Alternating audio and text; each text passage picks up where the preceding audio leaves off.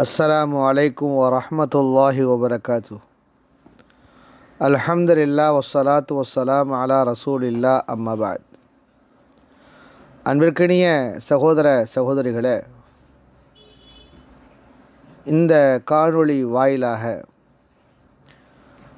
உதுவும் அதனுடைய ஃபர்லுகளும் குறித்து உங்களுக்கு மத்தியில் ஞாபகமூட்ட விரும்புகிறேன். உது என்பதற்கு தூய்மை, அழகு என்பது பொருள்.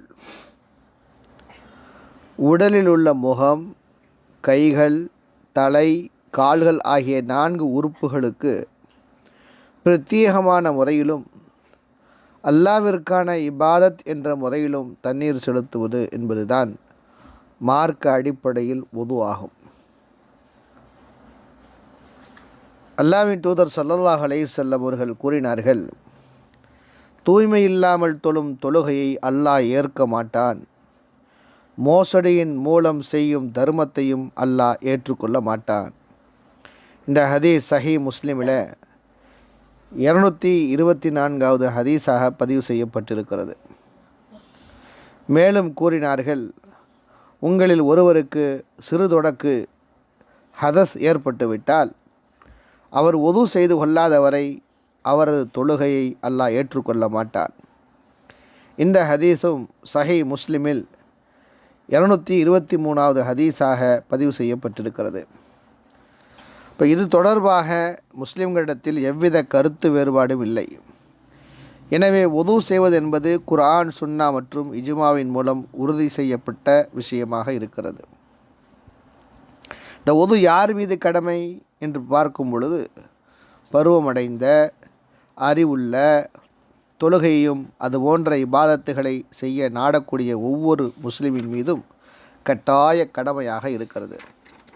இந்த உதுவினுடைய ஃபர்லுகள் என்று பார்க்கும் பொழுது, கட்டாயமாக நாம் செய்ய வேண்டிய அமல்கள், ஃபர்லுகள் என்று பார்க்கும் பொழுது, முதலாவது முகத்தை முழுவதுமாக கழுவ வேண்டும்.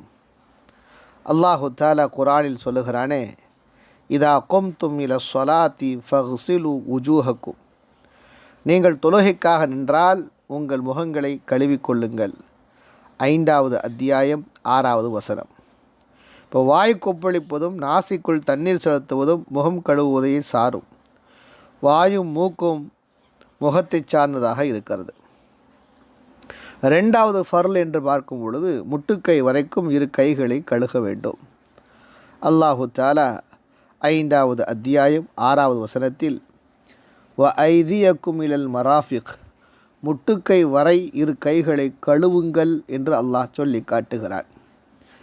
3வது ஃபர்ல் என்பது காதுகளையும் சேர்த்து தலை முழுவதையும் தடவுவது. இது குறித்து அல்லாஹ் குர்ஆனில் சொல்லுகிற பொழுது 5வது அத்தியாயம் 6வது வசனத்தில், உங்களுடைய தலைகளை தடவுங்கள், வம்சஹூ பிருஊசிக்கும் என்று குறிப்பிடுகிறான். நபி ஸல்லல்லாஹு அலைஹி வஸல்லம் கூறினார்கள், காதுகள் 2ம் தலையை சார்ந்தது. இது சுனனு திர்மிதியிலே 37வது ஹதீஸாக பதிவு செய்யப்பட்டிருக்கிறது. எனவே தலையில் ஒரு சில பகுதியை விட்டுவிட்டு வேறு சில பகுதியை மட்டும் தடவினால் போதுமானது அல்ல. 4வது ஃபர்ல், கால்கள் 2யும் கணுக்கால் வரை நன்றாக கழுவ வேண்டும். அல்லாஹு தஆலா அதே வசனத்தில் வ அர்ஜுலக்கும் இலல் கஅபைன், உங்கள் கால்களை கணுக்கால் வரை கழுகுங்கள் என்று குறிப்பிடுகிறார். 5வது ஃபர்ல், வரிசைப்படுத்துவது. உதுவை குறித்து அல்லாஹ் வரிசையாகத்தான் கூறி காட்டியுள்ளார். நபி ஸல்லல்லாஹு அலைஹி வஸல்லம் அவர்களும் அல்லாஹ் கூறிய அதே வரிசையிலே செய்தார்கள். முகம், கைகள், தலை, கால்கள் என்று நபி அவர்களின் உதுவின் வர்ணனையில் அப்துல்லா பின் ஸைத் ரலியல்லாஹு அவர்களின் அறிவிப்புகளில் வந்துள்ளது. 6வது ஃபர்ல், தொடர்ச்சியாக செய்வது.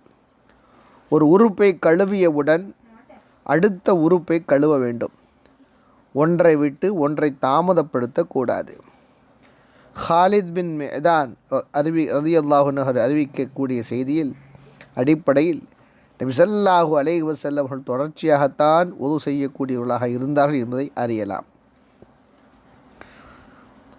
ஆக இந்த செயல்களை நாம் தொடர்ச்சியாக செய்ய வேண்டும். சுனன் அபிதாபுதில் ஒரு ஹதீஸ் பதிவு செய்யப்பட்டிருக்கிறது.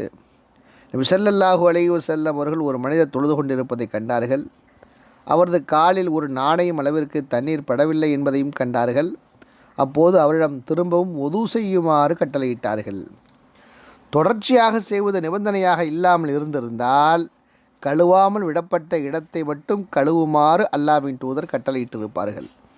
ஆக இந்த 6 ஃபர்துகளையும் பேணி நம்முடைய ஒதுவை அமைத்து கொள்வோமேயானால் இதன் மூலமாக நாம் செய்யக்கூடிய இபாதத்துக்கு அல்லாஹ்விடத்தில் அங்கீகரிக்கப்படக்கூடியதாக இருக்கிறது என்பதை நாம் புரிந்து கொண்டு பேணுதலான முறையில் சரியான முறையில் உது செய்யக்கூடியவர்களாக நாம் இருக்க வேண்டும். அல்லாஹ் அதற்கு அருள்பாலிப்பானாக. வாஹிரு தாவானா அல்ஹம்துலில்லாஹி ரப்பில் ஆலமீன். அஸ்ஸலாமு அலைக்கும் வரஹ்மத்துல்லாஹி வபரகாத்துஹு.